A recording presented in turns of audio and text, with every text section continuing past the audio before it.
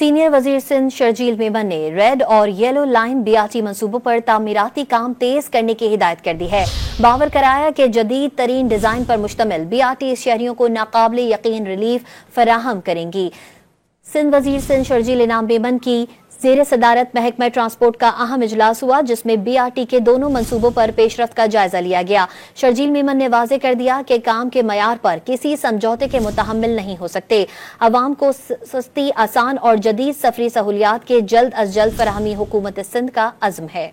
Senior वजीर सिंध शर्जील मेमन ने red और येलो लाइन बीआरटी मंसूबों पर तामीराती काम तेज करने की हिदायत कर दी है। बावर कराया कि जदीद तरीन डिजाइन पर मुश्तमिल बीआरटी शहरियों को नाकाबिले यकीन रिलीफ फराहम करेंगी।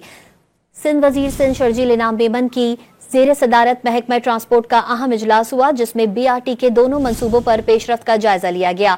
शर्जील मेमन ने वाजे कर दिया कि काम के मयार पर किसी समझौते के मुतहम्मिल नहीं हो सकते। अवाम को सस्ती, आसान और जदीद सफरी सहूलियात के जल्द अज जल्द फराहमी हुकूमत सिंध का अज़्म है।